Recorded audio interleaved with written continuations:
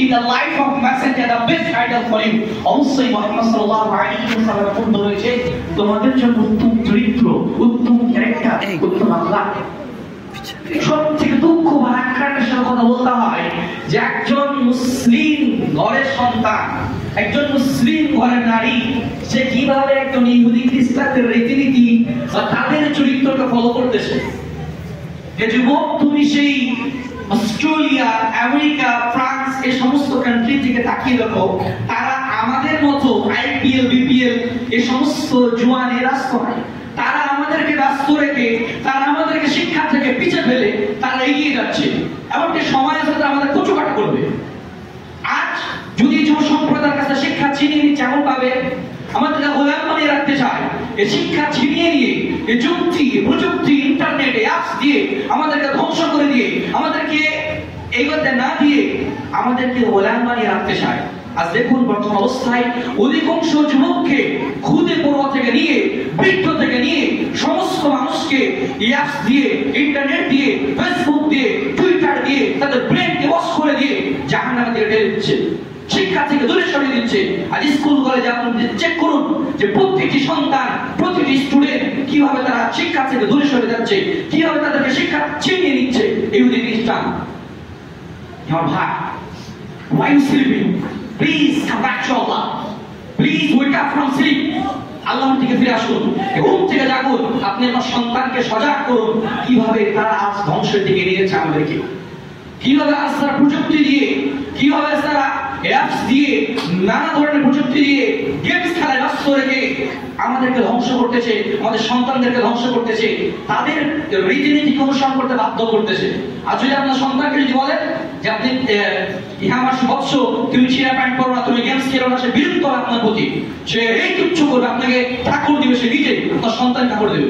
কেন একটি গ্রামে প্রচারিত হয়ে গেছে, বিভিন্ন সন্তান করতেছে, আপনি একা মানা করতে যাবেন, সে শুনবে না। আপনাকে সেই রকম ভাবে কঠোর হয়ে আপনাকে মানা করতে হবে। আর এই গেমস খেলা যার ভিতরে জমে যাবে, যার অভ্যাসে পরিণত হবে, সে হাজারো চেষ্টা করলে ছাড়তে পারবে না।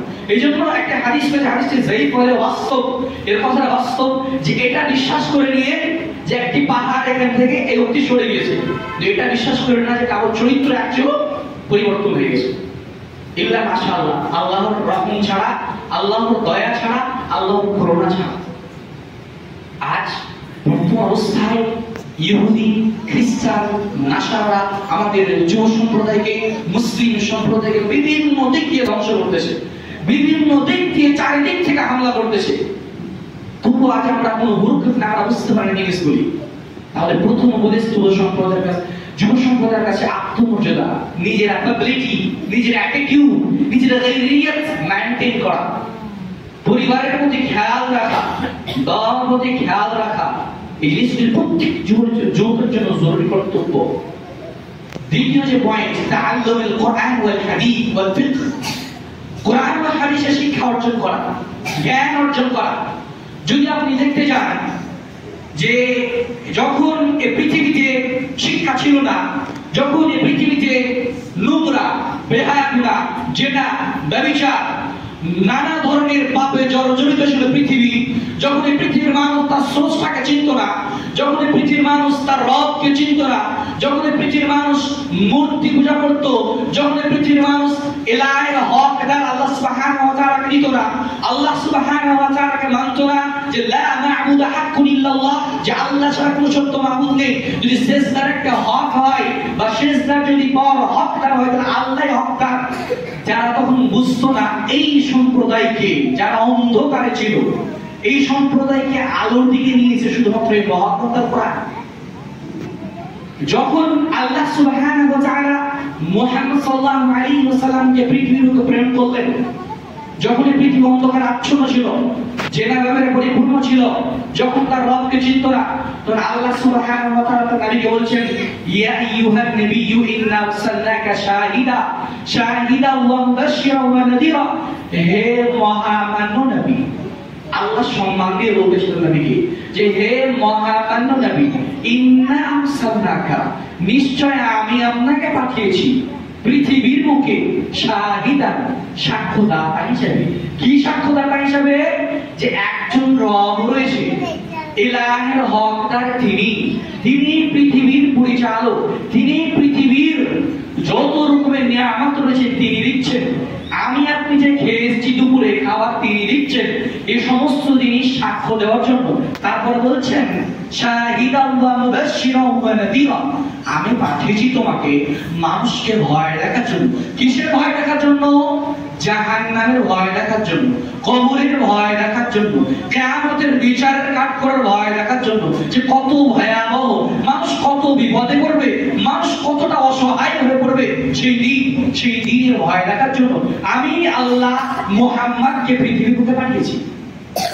তাহলে সেই সম্প্রদায়, যে সম্প্রদায় চিনত না তার রবকে, যে সম্প্রদায় চিনত না তার স্রষ্টাকে, যে সম্প্রদায় জেনায় লিপ্ত ছিল, যে সম্প্রদায় সমকামিতায় লিপ্ত ছিল, যে সম্প্রদায় পূজা করত, যে সম্প্রদায় পাথরের ইবাদত করত, যে সম্প্রদায় পাহাড়ের ইবাদত করত, যে সম্প্রদায় জিনের ইবাদত করত, সে সম্প্রদায়কে মহান গ্রন্থ আল কোরআন ও মুহাম্মদ সাল্লাল্লাহু আলাইহি ওয়াসাল্লামের হাদিস ইহদিনাস সিরাতাল মুস্তাকিম মিনাদ যুলুমাতি ইলান নূর, অন্ধকার থেকে আলোর দিকে নিয়ে এসেছে। তাহলে এই সমাজ, এই যুব সম্প্রদায়, এই নারী সমাজ যদি কোরআন ও হাদিসের জ্ঞান অর্জন না করে, তাহলে সেই সম্প্রদায়ের মতো যেই রূপ এর পূর্বে ছিল সেই রূপ হয়ে যাবে।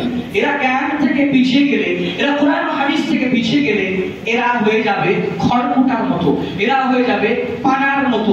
এদের মধ্যে কোনো আত্মমর্যাদা থাকবে না, এদের মধ্যে কোনো অ্যাবিলিটি থাকবে না, এদের মধ্যে কোনো অ্যাটিটিউড থাকবে না, এদের মধ্যে কোনো গায়রিয়াত কাজ করবে না। কেমন গায়রিয়াত কাজ করবে না?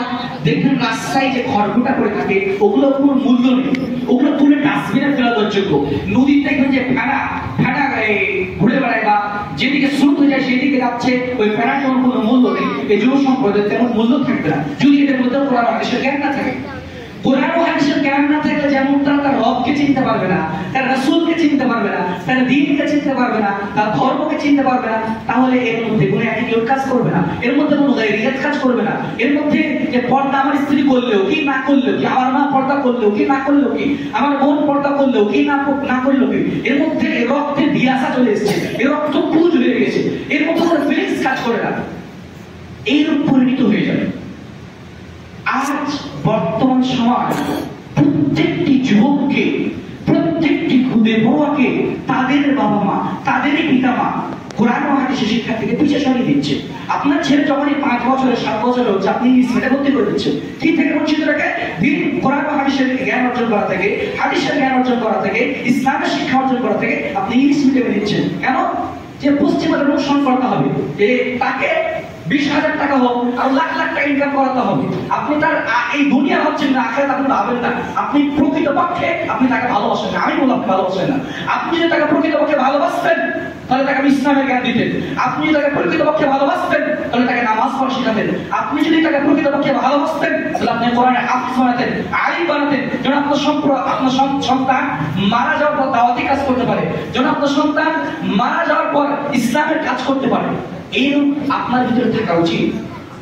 হ্যাঁ আমার প্রিয় ভাই, এই জিনিসগুলি প্রত্যেক মানুষকে, প্রত্যেক যুব সম্প্রদায়কে বোঝা উচিত। তাহলে দ্বিতীয় যে নাসিহত, কোরআন ও হাদিসের জ্ঞান অর্জন করা। প্রথম হচ্ছে আত্মমর্যাদা নিয়ন্ত্রণ করা, দ্বিতীয়ত কোরআন ও হাদিসের জ্ঞান অর্জন করা, তৃতীয়ত হচ্ছে শয়তানের ওয়াসওয়াসা, কুমন্ত্রণা থেকে নিজেকে বাঁচিয়ে রাখা। সত্যিকারে বলতে গেলে এটাই যে আজ বর্তমান অবস্থায় ইহুদি খ্রিস্টান নাসারারা তারা যুব সম্প্রদায়কে, তারা এই যুব সম্প্রদায়কে অ্যাপস দিয়ে, নানা ধরনের প্রযুক্তি দিয়ে ধ্বংস করতেছে, কিন্তু তারা ডাইরেক্ট অন্তরে আঘাত করতে পারে না, তারা অন্তরে ঢেলে দিতে পারে না। একমাত্র শয়তানের কাছে শক্তি, একমাত্র শয়তানকে ক্ষমতা দেওয়া হয়েছে যে সে সরাসরি আপনার অন্তরে প্রকাশ ওয়াসওয়াসা, কুমন্ত্রণা ঢেলে দিতে পারে, তার এতটা ক্ষমতা। আর যতক্ষণ পর্যন্ত আপনি শয়তানকে না চিনতে পারবেন, শয়তানকে, তার পরিচয় কি, সে কিভাবে আপনাকে হামলা করতেছে, আপনি ততক্ষণ পর্যন্ত ইহদিনাস সিরাতাল মুস্তাকিম সঠিক পথের উপর স্থির থাকতে পারবেন না, আপনি বিভ্রান্তে পড়ে যাবেন। তার প্রত্যেক যুব সম্প্রদায়কে জিনিসগুলোর প্রতি ধ্যান দেওয়া উচিত। খাস করে এই যুগে, এই অবস্থায় প্রত্যেক বাবা মার উচিত তার সন্তানকে কোরআন ও হাদিসের জ্ঞান দেওয়া। যদি আপনি কোরআন আপনার সন্তানকে কোরআন হাদিসের জ্ঞান না দেন, দুনিয়াবি জ্ঞান দেন, তাহলে আপনি আপনার সন্তানকে প্রকৃতপক্ষে ভালোবাসেন না। আপনি আপনার সন্তানের দুনিয়াবি চাইলেন কিন্তু আখিরাত চাইলেন না, যে আখিরাত তার কি হবে। তাই এই বলে আমি আপনাদেরকে নসিহত করতেছি যে প্রত্যেক পিতামাতা, প্যারেন্টস উচিত, you are very most important আপনি আপনার সন্তানকে কোরআন হাদিসের জ্ঞান দেবেন, সঠিক পথ দেখাবেন, নামাজ পড়া শেখাবেন, কিভাবে কোরআন পড়তে হয় সেটা শেখাবেন, কিভাবে তাআল্লুম কোরআন ওয়াল হাদিস, এই জিনিসগুলো শেখাতে হবে। পরিশেষে আল্লাহ সুবহানাহু ওয়া তাআলা দোয়া করি যে আমার রব আমাদের সকল মুসলিম ভাইকে যেন এই জিনিসগুলি শোনা, মানা, বুঝা ও তার প্রতি আমল করার তৌফিক দান করুন, আমিন। এবং রব আমাদের সকল মুসলিম ভাইকে যেন শিরক বিদআত মুক্ত আমল করার, আল আমাল সালেহ, নেক আমল করার তৌফিক দান করুন, আমিন। দুই রাকাত হলেও সহি শুদ্ধভাবে আদা করা এবং আল আমাল সালেহ, নেক আমল করার তৌফিক দান করুন, আমিন। আপনি কোরআনে বিভিন্ন জায়গায় বুঝবেন আল্লাহ সুবহানাহু ওয়া তাআলা কোথাও বলেননি যে হে আদম সন্তান, হে মানুষ, তোমরা বেশি আমল করো, শুধু বলেছে ওয়া'মালু আমালান সালিহা, তোমরা নেক আমল করো। তোমরা যদি দুই রাকাত হয়, এক রাকাত হয়, সেটা শুদ্ধভাবে করো। তাই এই জিনিসগুলো ধ্যান দেবেন। যদি দুই রাকাত হয়, সেটা বিদআত মুক্ত হবে, শিরক মুক্ত হবে এবং নেক হতে হবে। এই জিনিসগুলো ধ্যান দেবেন প্রত্যেক মুসলিমকে, প্রত্যেক সম্প্রদায়কে, আমিন। ওয়া আখিরু দা'ওয়ানা আলহামদুলিল্লাহি রাব্বিল আলামিন। আসসালামু আলাইকুম ওয়া রাহমাতুল্লাহি ওয়া বারাকাতুহু।